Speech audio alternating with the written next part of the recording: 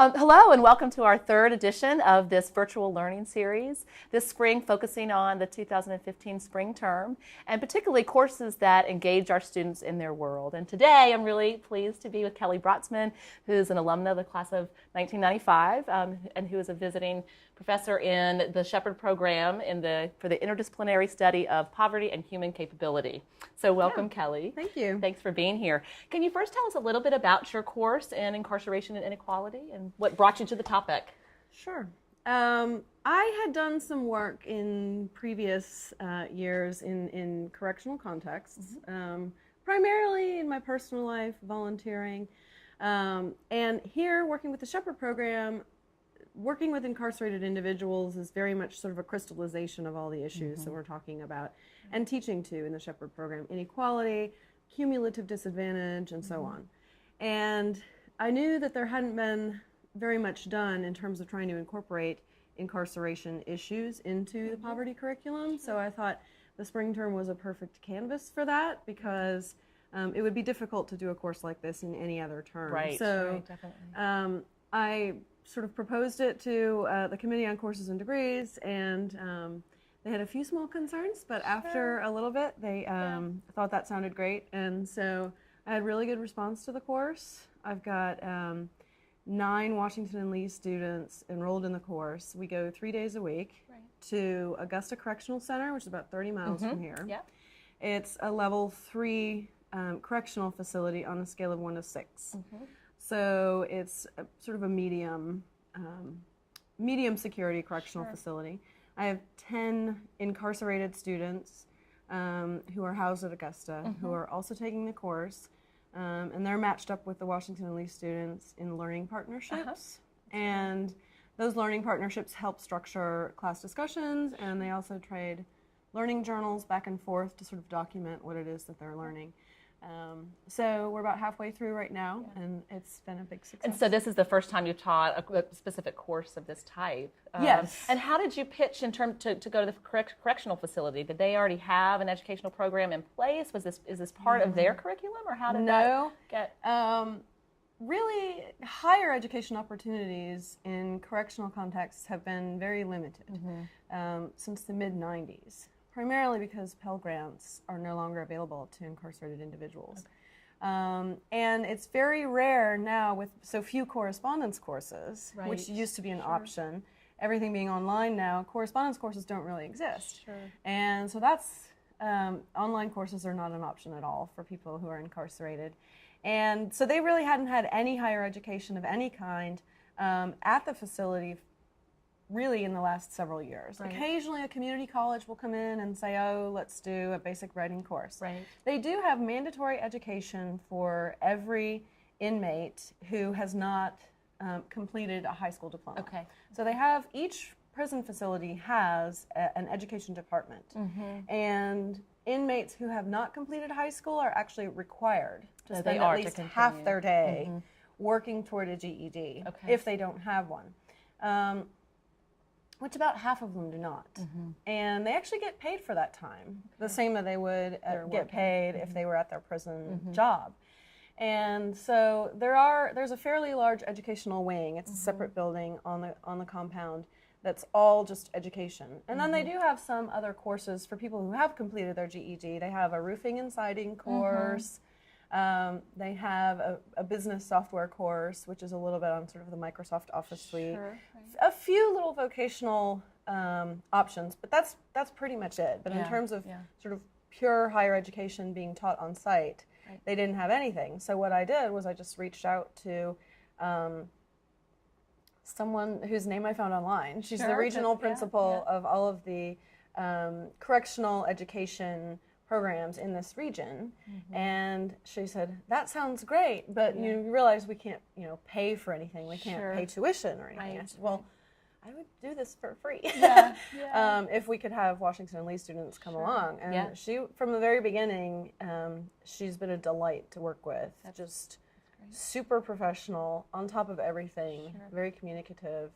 And the whole staff really at the facility have been as well. So they were very open to it. We started planning in October, pretty much as soon as I got here. And for the 9 students who are Washington Lee students, are they all in the Shepherd program as, are they lots of different majors? What brings them, you think, to this course in particular? They have a real wide variety of majors. So I have a couple biochemistry folks, pre-med. I've got some freshmen, some sophomores, 1 junior and a couple of seniors. They span all the years. I would say all but 2 of them are probably Shepherd Poverty Studies so they've done minors. some of that work. So this is contributing 1 course to their minor. So a lot of them are taking it for that reason. I do have a couple of psychology majors who hope to go into maybe forensic psychology, clinical psychology. So obviously they have interests in the role that mental illness plays in incarceration. I think some of them, it's a big issue. You know, you hear about it a lot now. Right. It's being talked about in the news. It's being talked about in sort of popular discussion forums. What exactly is the situation with incarceration? So I think it's just simple curiosity for some of them. I think the reasons really vary, but a lot of them, it's part of their study of poverty. Yeah. And tell me a little bit about how the course is structured. I mean, I know the students and both the incarcerated members as well as the WNL members read the same materials, background materials, and tell me a little bit about the topics and what those conversations have been like so far. We've been moving very fast. Yeah, through a lot that's of the spring term, right? I took the course packs out to Augusta about a month in advance of the course starting. And to my surprise, and I think to the Washington and Lee students' surprise, most of the incarcerated students had completed all the readings before our first meeting, at least once through, and they're completing them a second and third time sometimes before we actually come in to do our discussions. I've kind of structured the readings around specific issues. So the first day was just sort of big picture, you know, what is the situation with incarceration in America?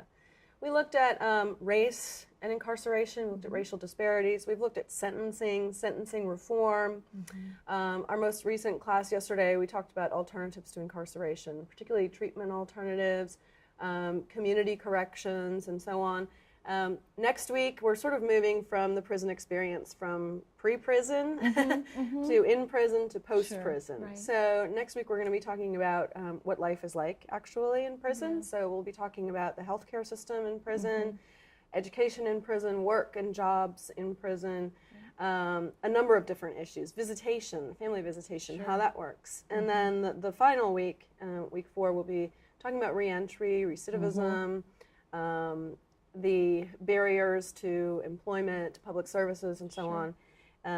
And, you know, one of the most interesting units that I think we just did this week was on the 6th Amendment, indigent defense, the right to counsel. I do have a number of students who are planning to enter the law or policy in some way, and that was really very interesting to them because it's an area in which the Supreme Court is doing a lot right now, and there are a lot of challenges to the issue of what makes for effective assistance of counsel. And tell me a little bit more about the pairing of the 2 student groups, and so there's sort of an individual relationship that is being developed, and what sort of comes out of that? Do they have some journaling, blogging? You know, what sort of will come out of that? Do you think? They do have. I more or less randomly assigned them because I didn't know a whole lot about who would make the best pairs. So yeah, the primary function of the learning partnerships is that they set the tone for the day's discussion. So they sit at tables. There's 4 to a table, so there's 2 learning pairs at each table. And they talk with their learning partner for about 20 minutes about the main topics from the day's readings. And I usually bring a list of what those are. And they make sure that each other has an adequate understanding of that day's readings. And then they bring up together, they make a list of critical questions that they want to discuss, issues that seem important to them, points that they want to be sure to make. And so what we go around and we have each learning pair sort of say, okay, here's our agenda for what we want to discuss today. And the other key piece of the learning partnerships is that they share a journal. I wanted the students, because 4 weeks is lightning fast, and we're going very fast through a lot of material, I wanted them to have a chance to document sort of their thought processes as we go through all this material. So I provided 10 blank composition books, and they trade it back and forth. So a Washington and Lee student will do a journal entry one time, and the idea is they'll respond to the readings and also respond to the prior entries. And then it'll go to the incarcerated learning partner, and they'll make an entry, and they've been back and forth now 4 or 5 times. I just did a journal check and read through all the journals, just to sort of police things. Sure. Yeah. And it was really amazing. It's been an amazing tool. We've had, I think, really transformative results. Yeah. The general rule was, don't share anything you don't feel comfortable sharing. Right. All of the incarcerated students have been extremely forthcoming, Sure. extremely authentic with our students, and I think our students have had the opportunity to sort of see what it looks like Right. from someone who's directly experiencing the incarceration system. Sure. A lot of that has been very difficult. There's some anguish Yeah. that you see in some of those journals, and some sad stuff.